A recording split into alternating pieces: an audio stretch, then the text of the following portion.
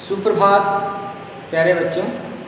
आज आप सभी लोग हिंदी व्याकरण में वर्ण विचार का जो प्रश्न अभ्यास है इसके विषय में आज आप सभी लोग अध्ययन करेंगे, क्योंकि यह जो वर्ण विचार है, वर्ण किसे कहते हैं, वर्ण के कितने भेद होते हैं आदि, इन सभी के विषय में एक एक करके मैं आप सभी लोगों को संचार के माध्यम से समझा चुका हूँ, बता चुका हूँ। तो आज वर्ण अभ्यास का जो प्रश्न अभ्यास है केवल उसके विषय में आप सभी लोग आज अध्ययन करेंगे। तो पहला है प्रश्न अभ्यास, पहला है आप सभी लोगों का कि वर्ण किसे कहते हैं।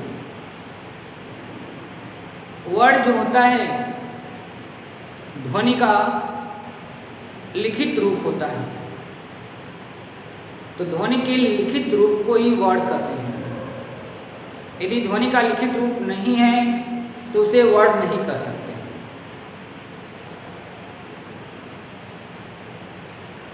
अब आइए ध्वनि का क्या तत्व है। जब ध्वनि के लिखित रूप को वर्ण कहते हैं तो ध्वनि का क्या तत्व है, अर्थात ध्वनि जो है यह भाषा की सबसे छोटी इकाई होती है जिसके टुकड़े नहीं हो सकते, वह आपकी ध्वनि है। अगला है आपका कि व्यंजन तथा स्वर की परिभाषा बताइए, या इस तरह से भी कह सकते हैं कि व्यंजन और स्वर में क्या अंतर होता है। तो व्यंजन का जो उच्चारण होता है वह स्वर की सहायता से होता है। व्यंजन के उच्चारण में स्वर की सहायता लेनी पड़ती है, परंतु स्वर जो होता है वह स्वतंत्र रूप में होता है, इसलिए स्वर के उच्चारण में किसी दूसरे वर्ण की सहायता नहीं लेनी पड़ती। अब आइए संयुक्त व्यंजन को खंड द्वारा समझाइए। तो संयुक्त व्यंजन किसे कहते हैं? दो व्यंजनों के मेल से बने हुए व्यंजन को संयुक्त व्यंजन कहते हैं। जैसे त्र है और ज्ञ है, यह दोनों आपका संयुक्त व्यंजन है, क्योंकि यह जो है त्र और ज्ञ जो है दो व्यंजनों के मेल से बना हुआ है। तो और से त्र बना हुआ है, ज और यह से आपका ज्ञ बना हुआ है। तो इसलिए दो व्यंजनों के मेल से बने हुए जो व्यंजन होते हैं वह आपके संयुक्त व्यंजन होते हैं। अब आइए द्वित्व व्यंजन से आप क्या समझते हैं, या द्वित्व व्यंजन किसे कहते हैं। तो एक ही व्यंजन जब स्वर रहित और स्वर सहित रूप में मिलते हैं तो वे जो व्यंजन होते हैं आपके द्वित्व व्यंजन कहलाते हैं। ध्यान देना, एक ही व्यंजन अर्थात एक ही व्यंजन, एक समान व्यंजन जब स्वर रहित और स्वर सहित रूप में मिलते हैं तो वे जो व्यंजन होते हैं आपके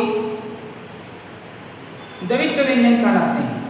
जैसे क और क, यह जो क है स्वर रहित है क्योंकि इसमें स्वर नहीं लगा हुआ है, जो क है इसमें स्वर लगा हुआ है। तो एक ही व्यंजन जब स्वर रहित और स्वर रहित दोनों रूप में मिलते हैं तो वे जो व्यंजन होते हैं आपके द्वित्व व्यंजन कहलाते हैं। उसी तरह कच्चा है, जो है वह स्वर रहित अर्थात इसमें स्वर नहीं लगा हुआ है, जो च है इसमें स्वर लगा हुआ है, यह स्वर सहित है।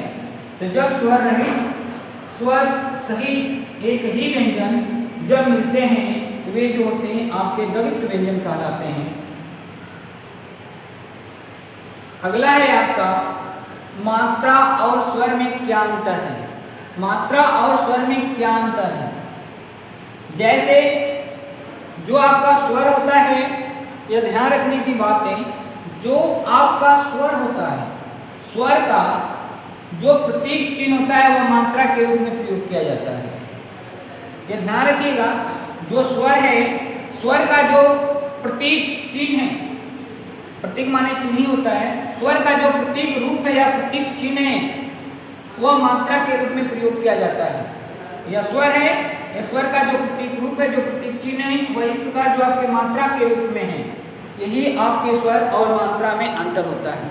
तो इस तरह से स्वर का जो प्रतीक रूप है वह मात्रा है। तो इस तरह से प्रश्न नंबर 2 है,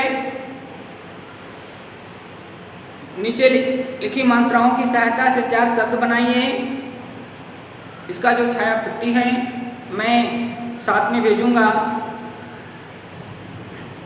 नीचे लिखे शब्दों, प्रश्न नंबर 3 है, नीचे लिखे शब्दों की ध्वनियां अलग अलग कीजिए। जैसा कि शब्द आपका दिया हुआ है, शब्द आपका दिया हुआ है, उसमें जो आपकी ध्वनियां हैं उसे आपको अलग अलग करना है। अर्थात कह सकते हैं कि जो आपका शब्द दिया हुआ है इसमें जो स्वर और व्यंजन है उन दोनों को आप सभी को अलग अलग करना है, क्योंकि वर्ण के 2 भेद होते हैं, स्वर और व्यंजन। इन्हें ध्वनि भी कहा जाता है, क्योंकि वर्ण और ध्वनि में अंतर न होते हुए भी अंतर होता है। ध्वनि जो होता है, ध्वनि जो है वह उसका लिखित रूप है तो उसे वर्ण कहते हैं, यदि लिखित रूप नहीं है तो उसे वर्ण नहीं कहा जा सकता है। इसलिए इन ध्वनि और वर्ण में अंतर न रहते हुए भी अंतर होता है। तो जो आपका जैसे आखेट है, आंशिक है, विद्यालय है, उपदेश है, इसमें जो स्वर और आपके व्यंजन हैं उसे अलग अलग करना है। इसकी जो छाया प्रति है वो भी मैं आपके पास भेजूंगा। तो इसके बाद प्रश्न नंबर 4 है, नीचे लिखे शब्दों को दिए गए वर्गों में बांटकर लिखिए। जिसे अनुस्वार युक्त है उस शब्द को आपको अलग करना है। चंद्रबिंदु युक्त जो शब्द है उसे आपको अलग करना है। द्वित्व व्यंजन जो आपके शब्द है उसे आपको अलग करना है। तो इसलिए जो आपके रिक्त स्थान भी है। तो प्रश्नाभ्यास की जो आपकी छाया प्रति है, यह छाया प्रति भी मैं आप सभी लोगों को PDF बना करके भेजूंगा।